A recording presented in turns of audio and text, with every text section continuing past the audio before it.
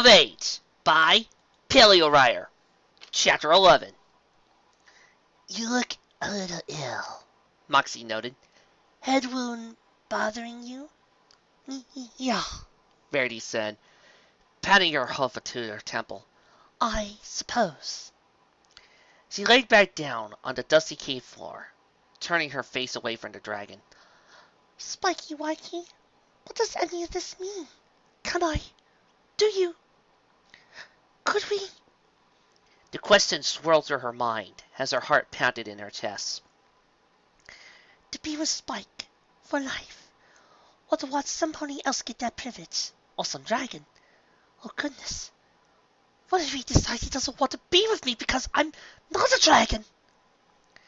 Rarity shut her eyes tightly. Now she knew she and Spike could, technically speaking, be together. Every other insecurity she ever felt about the situation came to light. And the very fact that she had all those insecurities, well, Rarity wasn't an idiot. As much as she liked to deny it, she was painfully aware of her reaction to the thought of losing Spike. She'd always known Spike had a thing for her, and there was no denying any longer she clearly felt something in return for him. It was, after all, what had launched her into this entire mess in the first place. But were those feelings strong enough to last forever? For life? Would that be fair to Spike if she thought she wanted to be with him, and decided later she didn't? Would he, as a dragon, ever be able to go on and be with someone else? There were too many questions, and they all piled up on Rarity's psyche, which itself was still attempting to deal with admitting that her feelings for Spike went far beyond friendship, and even far beyond a silly flirtatious crush. This was serious, and she needed answers. I'll never forgive myself if I hurt him. Moxie, how did you know you found your life mate? Rarity asked, not turning around. How did I know? Moxie repeated the question back. Once again, the dragon sounded surprised to be asked such a thing, just as he'd been with many of Rarity's questions that night. Rarity pushed a bit of dirt off of her front leg, wondering of what the Rarity of just a few days ago would have thought about how much filth she was currently covered in. Well, it was sort of an instantaneous feeling, Moxie said. I saw him, and it was like everything around us came to a stop. The same thing happened to him. That's how it is for every dragon. I don't think that's how it is for every pony, Rarity pouted. She scrubbed at her leg with her hoof, working on a particularly stubborn clump of dirt. I was at one, though, that makes things so much easier. Is there a pony you would like to make your life mate? Moxie asked. You could tell me. I mean, it's not like you have anywhere else to go right now. Rarity let out a sarcastic laugh. And I owe you. You listen to my problems. Why don't you tell me about yours? Moxie asked. Rarity could hear her scales creak as he was leaning over.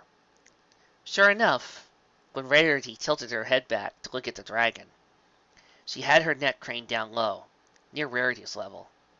Rarity sighed. As long as she didn't mention towards whom she had affections, she couldn't see how it could hurt. Well, all right, Rarity said. We do have some time to pass anyhow. And maybe I can keep working on finding the said boss while we're at this. She gently began to apply magic to the boulder at the back of the cave again, keeping her head turned away from Moxie so the dragon wouldn't see her horn glow. There is someone I'm interested in, Rarity said. Her voice was soft, as if saying it any louder would make it more real. The trouble is, until recently, I wasn't sure if it was possible for us to be together. But now that I know it is possible, I know I need to make up my mind once and for all regarding my feelings for him. I know he feels something for me. He's basically told me so before.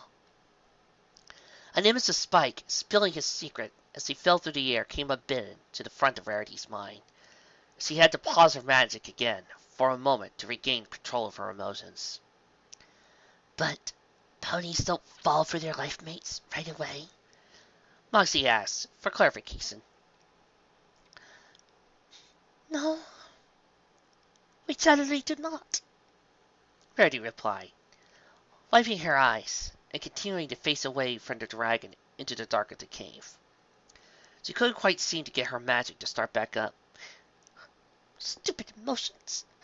And that's the trouble. But now you think you do not want him. Perhaps, Rarity said evasively. but I don't want to hurt him if I'm mistaken. And there's still a few things that could get in our way. Like what? Besides you being locked up here.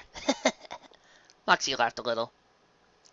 Rarity wasn't sure she found any humor in that. Given especially, she couldn't concentrate enough to get the rock through the bars at the moment, but pressed on anyway. Well, we're different. She trailed off, trying to pinpoint differences that didn't reveal Spike's identity. For one thing, he was raised in Canterlot, and I was raised in Ponyville. And that's a bad thing. Moxie tried to understand. No, actually. Rarity said, a brow creasing. That's not a bad thing at all. In fact, that could be... No. She shook her head, cutting herself off before getting carried away with a fantasy about moving to Canterlot. Anyhow, there's more. He's a dragon, he breathes fire, and might be more interested in someone with scales, he eats gemstones. How do I explain any of that? He likes different food than I do. Rarity, I have seen a comic where you are pregnant with your second child by Spike, and you get a craving for gemstones. I would worry. As soon as the words left her mouth, she knew how petty they sounded. Moxie didn't even bother replying. Not that that's a big deal either. Rarity sighed. And actually, who better to supply Spike with endless food than a unicorn with the special ability to find gemstones? She shook her head for a second time. There were still problems. Problems unrelated to his dragonhood. He's got an immature streak, She landed on, decisively. There's no way of getting around that difference. But Moxie snorted. Don't they all? Glad to hear it's not just male dragons with that problem. Rarity became more flustered by the moment. Well, there's that, and what's Rarity? He doesn't like dresses?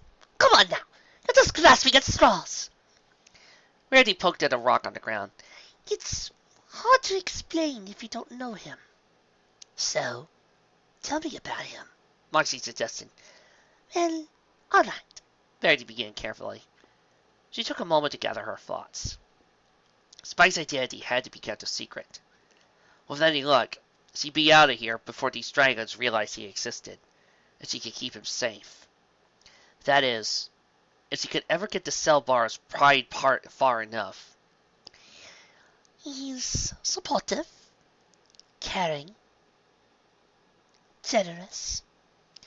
Rarity absent-mindedly traced the signs in the dirt, her heart aching. He likes to play the hero, and says the most adorable little sarcastic quips when he thinks no pony is listening. She smiled. And he'd do anything for me. You're going to start singing, aren't you, Rarity? Icy looked at her for a while. I don't know. I'm not seeing any problem. Rarity's smile fell. Yeah, well, we're different. And that means you can't care for him as much as he cares for you. Moxie asked. Because it sounds like he's a great friend. Even if ponies don't fall as fast as dragons, maybe you should give it a try. You don't want to lose him. But what if I end up changing my mind later? What if I don't want to be with him forever? Rarity asked, biting her lower lip at the nervous possibilities. Then you don't stay with him forever. Moxie said. You're the one who said that ponies don't mate for life. He could go find someone else then. Rarity laid her head down on the ground sideways, wishing she could just melt away into the floor. I don't think that would work in this situation. Moxie scratched one arm arrogantly. You sound confused, and it's making me confused. You did get hit on the head pretty hard. Maybe you need some rest. Yes, rest is a good idea. Rarity closed her eyes. She never had escaped half exhausted, and she never sorted out her feelings in such a state either.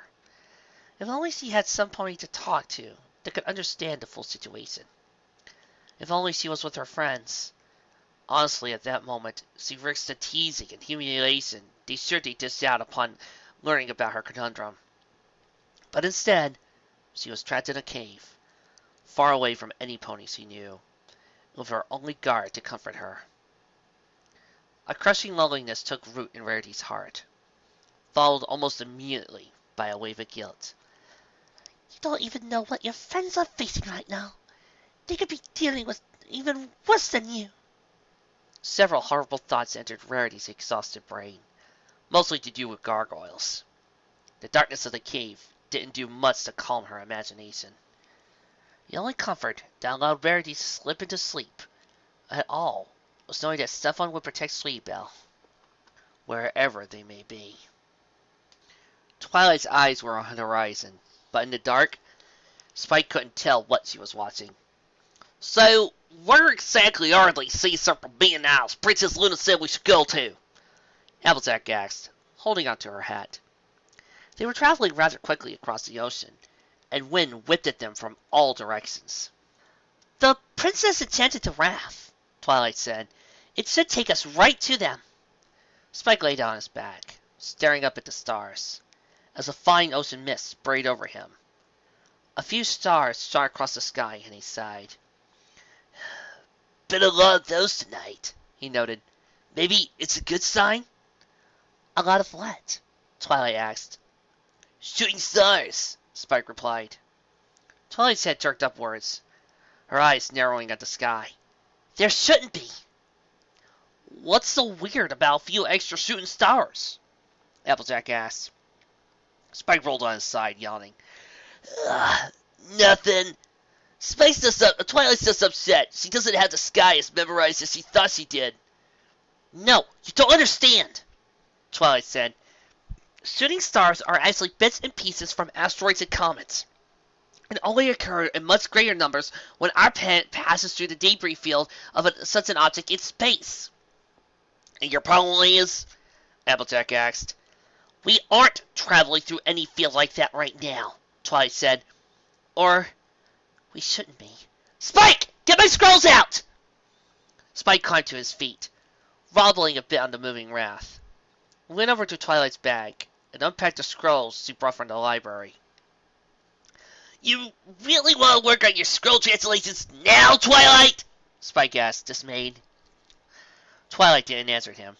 Instead, she just levitated the scrolls out of his claws, opening them up in front of her, and comparing some of the star charts to the sky above. Twa? Applejack tentatively stepped toward her. Don't bother, Spike said. There's no use talking to her when she gets like this. I vote we get some sleep while Twilight figures out whatever it is she's trying to figure out. You sure? Applejack looked at Spike. Positive. Look, Spike said, waving a hand next to Twilight's face. Twilight! Twilight! He turned back to Applejack, as Twilight continued to read her scrolls. See? Nothing. Now, I don't know how long it's going to take to get to the sea serpents, but I have a bad feeling that I'm not going to be welcomed there with a fluffy feather bed. So I'm going to get as much sleep as I can before then. Well, we're out then, Applejack said, settling down on the raft. Might not be a bad idea. Spike lay down on the gold plating, watching the shooting stars continue to go by. Slowly, his eyes closed, and he drifted off into a restless slumber.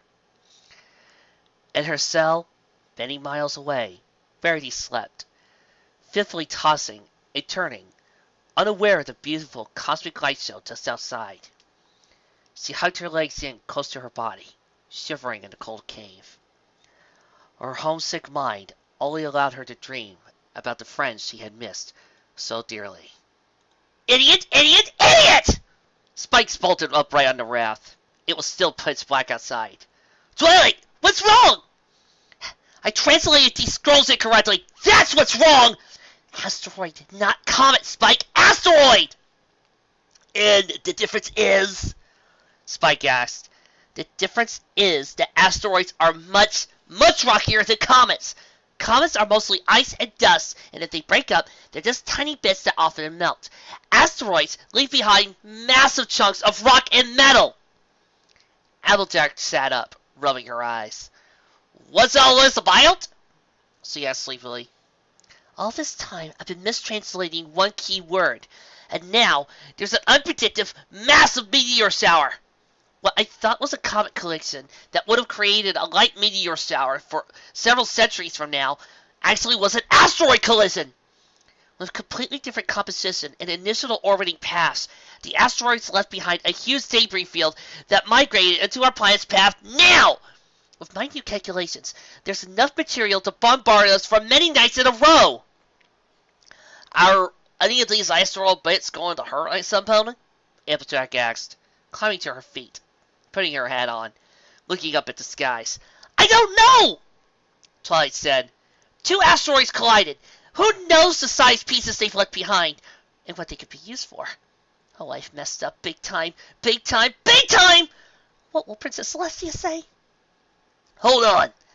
Wasn't it Princess Celestia who told you to follow these comet things in the first place? Doesn't that mean she's got it wrong just as you did?" Spike asked. "No. She was having me track a whole variety of celestial bodies from a report written by astronomers centuries ago. Figuring out what they were about was my assignment, Spike."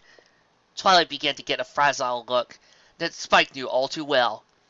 "She wasn't doing the translations, I was, and I messed up!" Spike put her hand on her back, the poor mare's chest heaving in and out. "Twilight, it's not a big deal. So we get an unexpected series of shooting stars for a few nights. If you want, we could write a letter to Princess Celestia right now and tell her what you've learned. How does that sound?" Twilight's breathing slowed ever so slightly. That could work."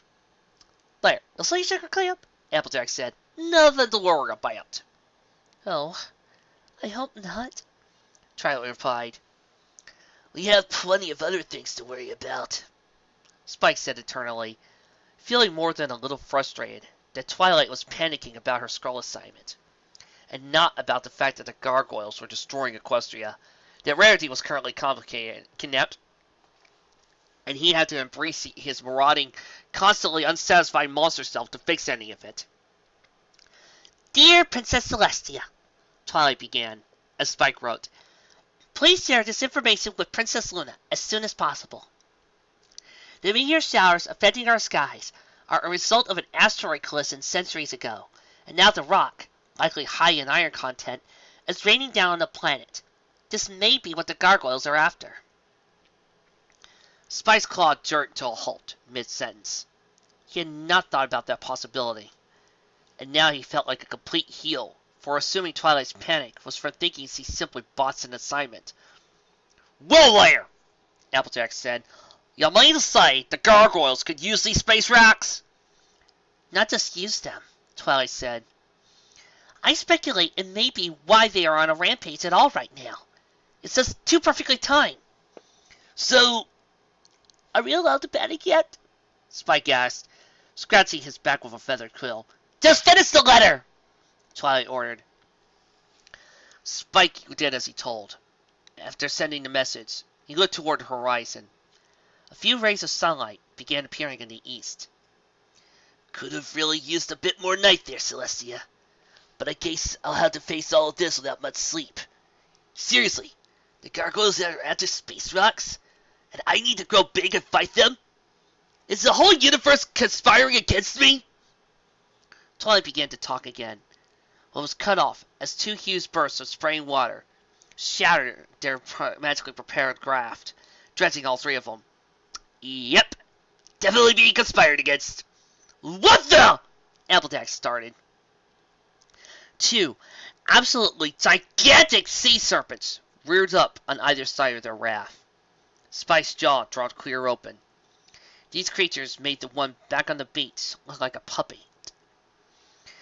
The water continued to rain down on them, dripping out the serpents' eyes.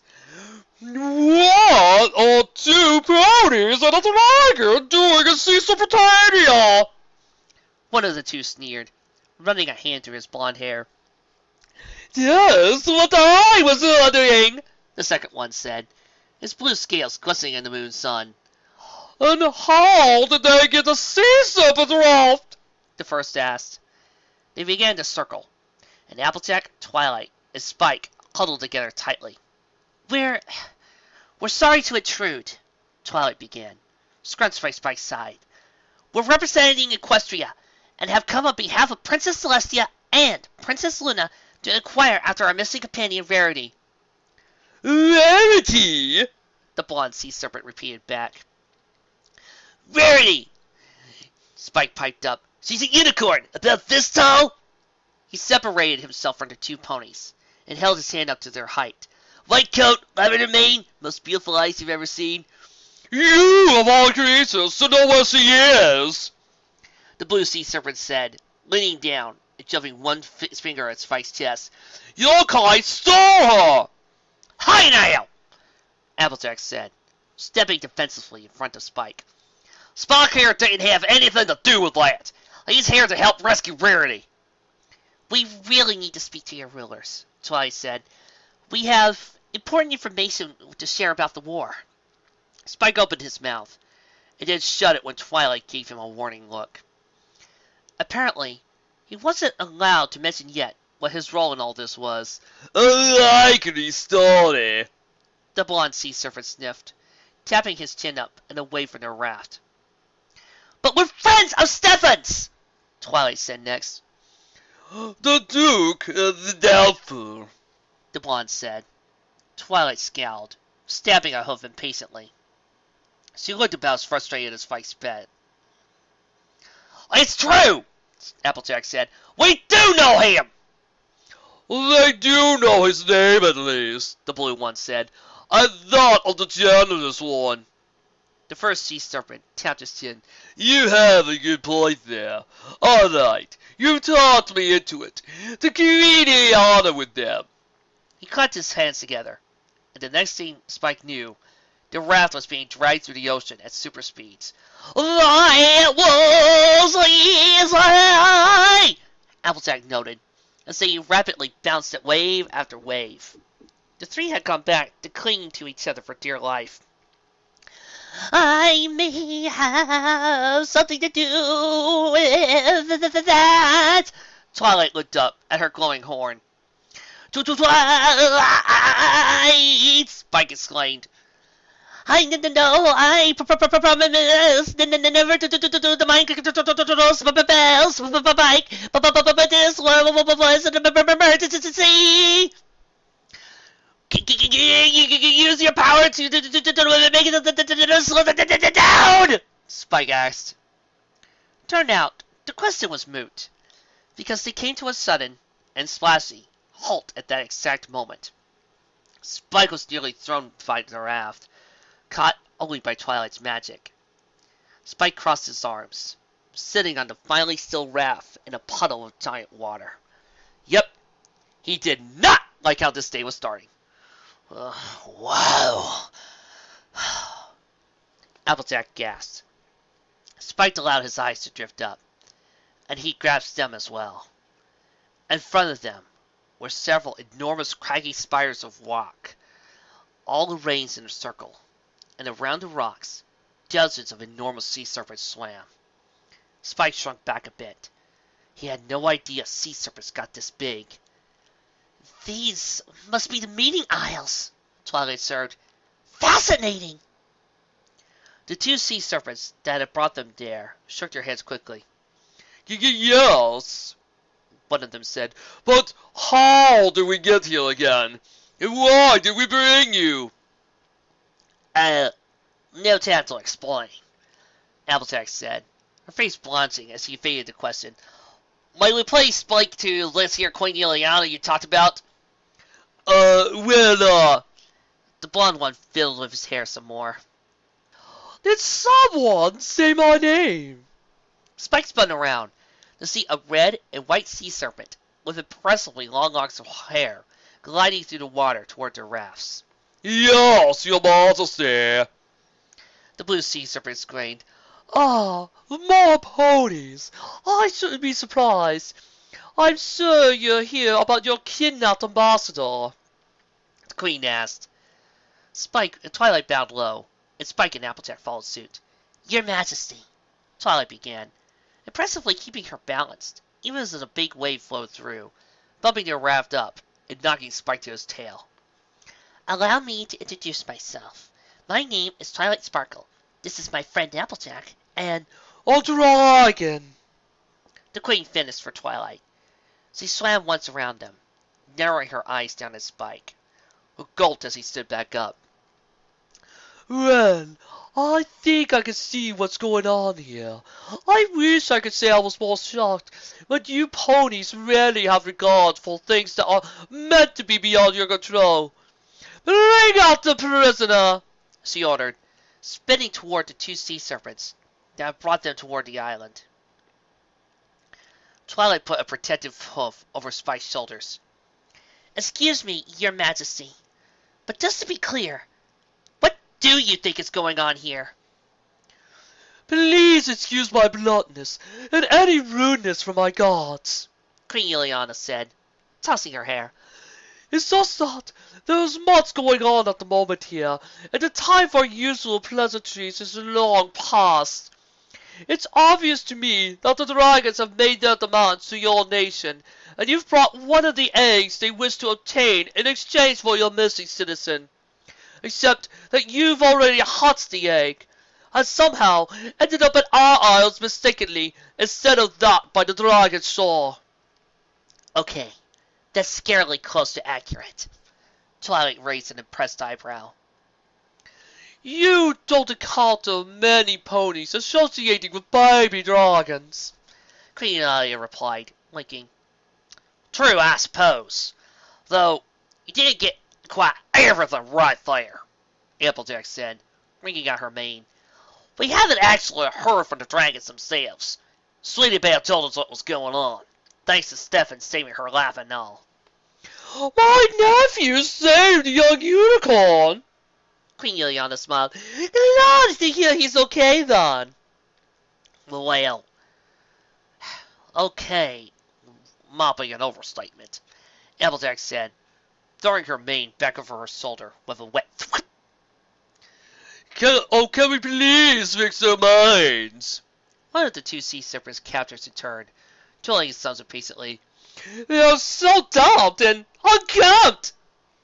I thought I asked you to go get the prisoner, Queen Ileana said.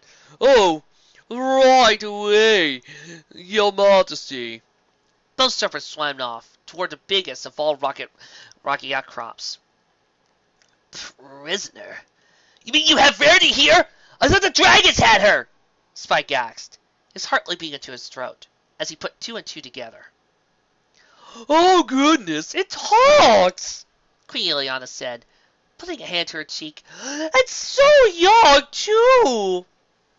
Both Twilight and Applejack narrowed their eyes at that. I do more than just talk, Spike harumphed. Inwardly, though, he felt pleased at his friend's reactions.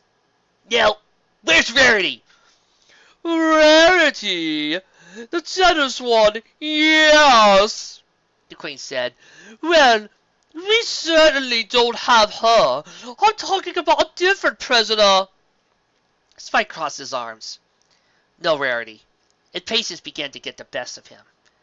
If he was going to trade himself for the love of his life, he'd really rather just get on with it. But it seemed like he had to wait just a little while longer. Queen Ileana guided their raft over to one of the flatter rocks, allowing Spike, Twilight, and Applejack to finally climb onto solid ground. Spike had to admit, it was a relief to be back on rock again.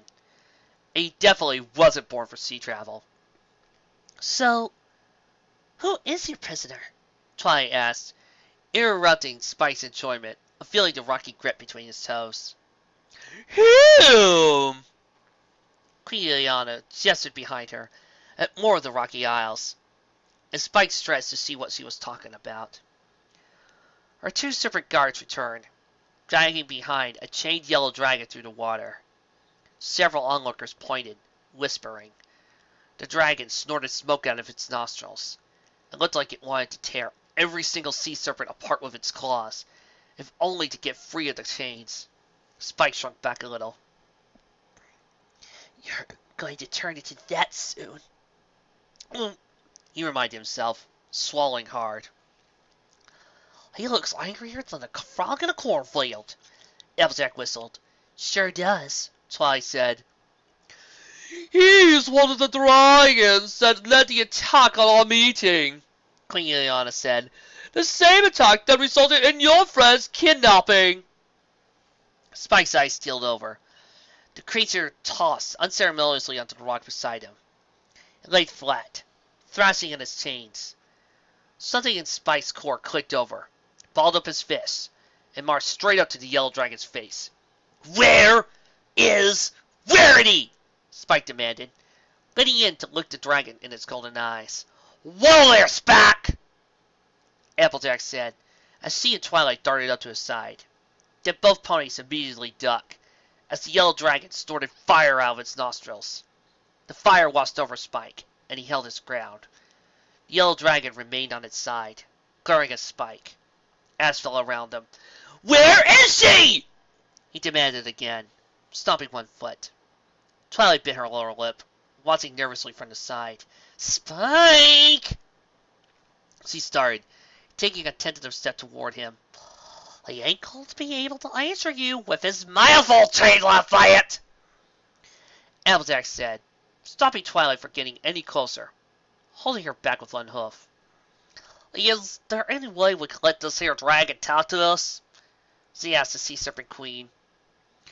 If we unchain his mouth, he'll fry us on, one of the sea guards replied. Aren't you sea serpents? Spike asked, raising an eyebrow. Can't you just squirt some water on him or something? Oh, right, the guard sheepishly replied. He and the blue sea serpent began undoing the chains around the dragon's mouth. Queen Ileana rubbed her temple. I promise we aren't all this dance, she said. We did manage to capture at least this one dragon during the fight after all. Barely, the dragon growled, once his mouth was freed. Seriously, it's no wonder you water snakes needed us to reach a truce. You'll never be able to take on the gargoyles alone, much less keep up your precious hair. That's enough out of you, Neff, Queen Ileana snapped back. Keep civil, or the chains go back on. That's because that's so civil, the dragon snorted. Okay, Twilight interrupted. Now we're talking. We have a few topics to get through, though. First, you will tell us what you did with Rarity, Spike insisted. The dragon, still lying at his side, glared once again at Spike. No. First you tell me who this jabbering little baby is, Neff replied. You mean you haven't figured it out? Queen Ileana said, tossing her hair. She smiled smugly. He's part of our debt. Neff's golden eyes flew open, looking at Spike in an entirely new way. There had been rumors, but Roja said that it wasn't possible for ponies to hatch a dragon, I know, Queen Ileana cut in. But here he is. Neff continued to stare at Spike. These ponies brought him to trade for their unicorn friend, Queen Ileana said. Twilight winced at that, and Spike looked her way to make sure she knew that he knew that wasn't the wording Twilight would have chosen. One fourth of your debt, then, eh? Nurse said. Very well. And how do you suppose you get him to the rest of the dragons? Just going to swim up with him and hope not to get blasted out of the water? I was thinking, as a token of our goodwill, we might send him back with you, Queen Iana replied, tucking a strand of hair casually behind her head. You. Wait, what? Nerf asked. Spike blinked. We aren't the type of barbarians your kind tends to be, The Queen continued. We're only holding you as leverage to get the pony ambassador back, but your fellow dragons clearly didn't care enough about you to make that trade. And we have no interest in holding a prisoner just for the sake of having one. So you're free to go with the hatchling. The sea serpent guards looked a bit startled, but began to unchain the rest of Neff's body once the Queen gave them a nod. Neff himself had a calculating look in his eyes, but didn't say anything loud. Now, wait a moment, Twilight said, stepping forward. Spike noticed he stepped closer to him, and wondered if he did so on purpose. There's still a lot to discuss here. For example, we've learned some terrible news regarding the gargoyles. They're attacking Equestria right now, and may be gaining power through the absorption of meteorites. Really? Queen Ileana looked seemingly surprised. Somehow, we had to stop them from having access to these space rocks, Applejack said. Otherwise, who knows what kind of power they might end up with. Queen Ileana crossed her arms softly. Indeed, this is serious news. Yeah, thanks for the chip, Neff said, shaking out the rest of his chains. The next thing Spike knew, 2 sets of claws clutched at him, and he was hoisted up in the air, faster than a book snapped out the library shelf. Hey, wait! Spike said, struggling to reach back to the ground, which was rapidly getting farther from his feet. Neff's claws bit into his scaly side. But we're out of here, Neff said, gritting with his full mouth of teeth. No! Spike! Twilight exclaimed. Spike! Applejack gasped. Neff extended his wings and flapped up once, twice, then 3 times. Each flap took Spike farther and farther from the startled sea serpents and his friends. Neff, get back here! We're not done yet! Queen Ileana shouted. I say we are, actually. Neff sneered, flapping even faster. Wait! Spike yelled again. Please, wait! I didn't get to say goodbye! Spike! Twilight galloped after him, across the small rocky island. Time to embrace your destiny, squirt, the dragon said. Tears sprang to Spike's eyes. Applejack and Twilight became specks on the isle. Then the isle itself became a speck. And soon enough, all Spike could see was the endless ocean. Twilight. Rarity rested her magic for a moment. The strain of applying such precise amount of push on the boulder for hours on end had taken its toll. She flopped over her cell in what was most a unladylike way. Ugh! She groaned. If only she could borrow Twilight Sparkle's power for half a moment. Then she could just magic herself right out of this cave, instead of having to rely on such tedious telekinetic methods.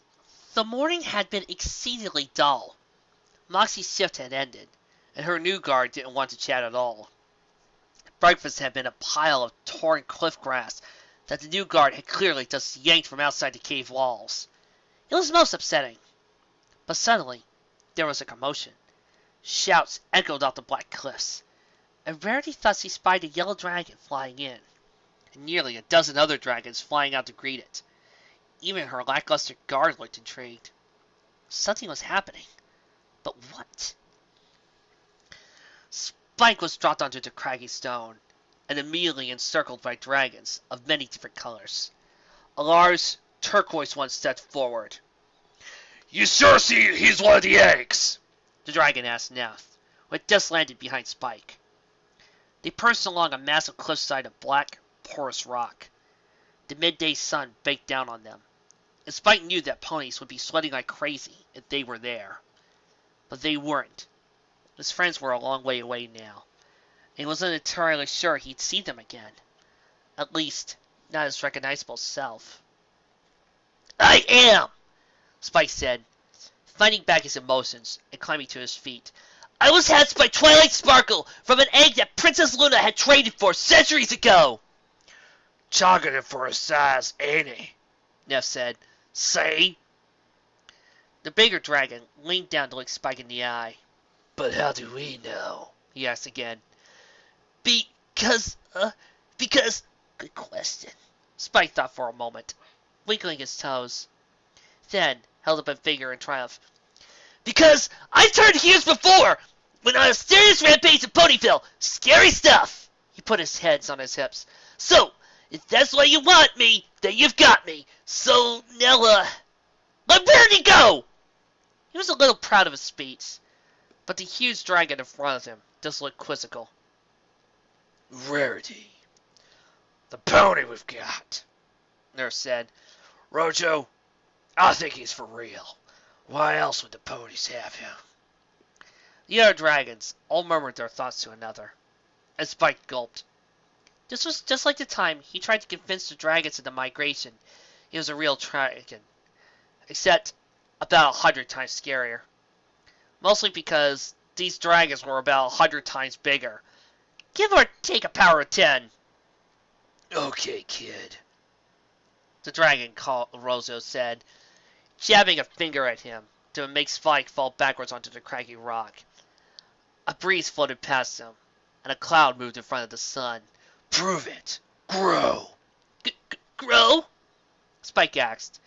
He climbed to his feet a second time, feeling like a lice mouse amongst manticores. Yeah, grow. Rozo leaned down to stare Spike into space. His eyes narrowed, and smoke escaped through his teeth. Spike stammered, backing up a few steps. It doesn't work just like that. You kind of have to. I have to. The dragon circled close in on him, and Spike began breathing so hard he could feel his lungs push against his scales. First, let Rarity go! Spike demanded, finding his last sounds of courage. You made a deal! Deal's only good if you're the real deal, Rozo said. Now, grow! Spike felt tears coming to his eyes. Now was not the time to act like a baby. He clenched his fist. I can't! Spike stomped forward toward Rozo. Not this out of the blue anyway, he said. I had to get greedy first. I had to want things. That's what happened last time. The more I took, the bigger I got. Rozo sat back upright, tagging his finger to his chin. Ridiculous, Neff said. Not entirely, Rozo responded. It makes a certain amount of sense. Why are we so big anyway? Neff scratched his yellow scales. Because we have to defend our hordes, Rozo explained. So, if we want to supersize the little purple guy, we need to get him a horde. Well, you can't have mine. Neff sniffed. Spike breathed out. Yes, a horde made sense. You'll free Rarity? He said while he was on a roll. Because I'm not growing and she's not free, and there's so much of scraps on her, you'll have me to answer to. Rozo looked down at Spike through slanted eyes. Really? Yes, really, Spike said. He crossed his arms and drummed his right fingers across the scales. You let her go, alright, I'll cooperate. Rozo cocked his head to one side. Jeez, this seems awfully important to you. Because Rarity's awfully important to me, Spike said. She means everything to me. She's... But then, Rozo was laughing.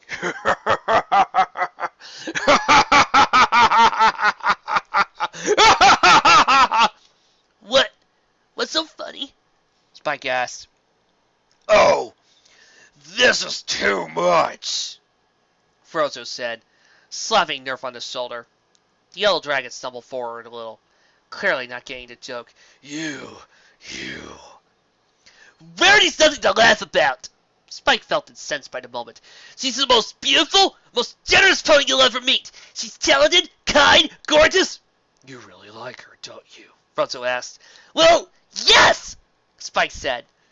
No way was he going to let a bunch of dragons talk him out of his feelings toward his pony's friends. He learned that lesson well enough before. Cease! Are you in love with this pony? Rojo's taunting tone turned eerily intense. His grin went from one of mirth to one looked like a predator about to make a kill. Spike really didn't know how to respond. What was Rojo getting at? Nerf gasped audibly. No. Oh, gag me! Are you serious? Spike's face went bright red. I think he is, Rozo said, standing back right up again. Well, I know what goes into this dragon's hoard first. Spike! When you are trying to negotiate with the enemy or trying to free your friends, you do not say how important they are to you! This is Hero Rule 1! Hey again, a voice said. A decent-sized third announced presence of a dragon landing at the cave's doorstep. Rarity looked up. Moxie! She exclaimed, genuinely happy to see her previous guard's face. Oh, I am so glad to see you. You have no idea how boring the new guy is. Moxie laughed a little, but her tone was less than bright. Rarity's new guard, meanwhile, just yawned. Both dragons stood in the cave entrance, and Moxie looked like she had something behind her back. Rarity bit her bottom lip, wondering what had gotten into the red dragon. She seemed more distant than usual. So, Moxie started. Really sorry about this, but you're being transferred to a new cell. Not sure why, but I've been asked to put this on you. Dizzy pulled out a simply disgusting-looking harness of chains. Rest flaked off from it where Moxie's claws held it. What? Rarity gasped. But why? Is it because he found out what I was doing with the boulder? Did he learn of my escape plan? I really don't know, Moxie said, using a huge set of keys to open up the cell door. It creaked open, and several cliff birds flew away at the noise. Sorry, she apologized again. Rarity debated running, but there were two dragons between her and the cave entrance, and a stake dropped down to the sea below, even as she got out.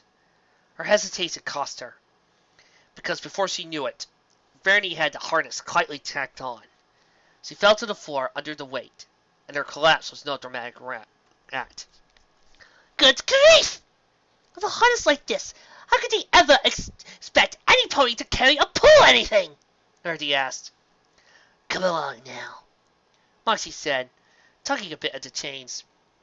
There's unfortunately been a change in plans. Rarity stepped forward with great effort, following Moxie out of the cave until he reached the edge. At that point, Moxie picked Rarity up and began to fly. The harness crunched against Rarity's coat, and she just knew it would leave a stain. A change in plans? Rarity asked, calling over the wind. Yes, Moxie replied. I guess you're going to be staying with us for a while longer. They neared a new cave, this one far bigger than hers, and instead of being divided into multiple cells, this one just had one set of bars, squarely placed over the entrance. As they neared it, a different dragon opened it for them, and Moxie landed, letting go of Rarity inside. She did appreciate that Moxie let her go gently. It didn't just drop her like other dragons had done before. Though, with the harness on, she still felt like she was slammed onto the floor. Her legs wobbled under her new prison. The harness would do a better job at keeping her contained in any cell, that was for sure. Speaking of ways, maybe there would be an easier way to escape from this place. Rarity scanned the cave, horn tinkling even before her eyes, piled piles and piles of gemstones. Oh my stars! Rarity gasped. She had to close her mouth to keep from drooling. Why would they jail me with all these precious jewels? Not that I'm complaining, mind you. Rarity? A voice then asked, echoing through the cave. Rarity's heart froze inside her. Spike? Rarity stared up, at the top of one of the larger gem piles. There indeed sat Spike, his arms around his knees, in the most miserable fashion she could imagine. No!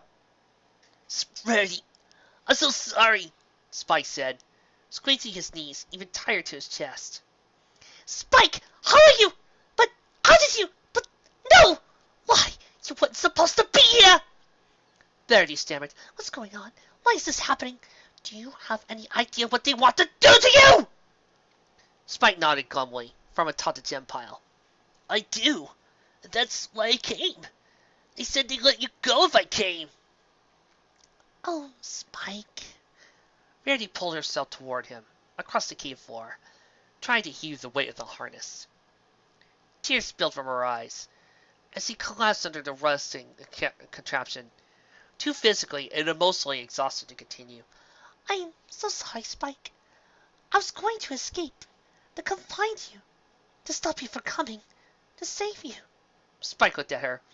And I was going to save you.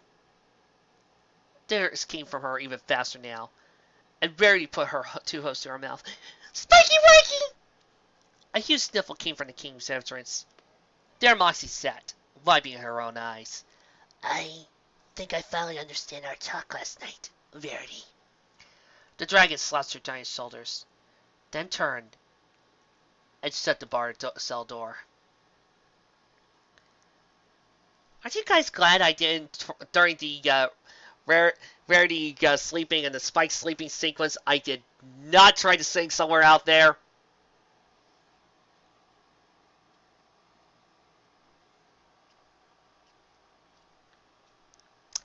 Okay, since you guys asked so nicely. So,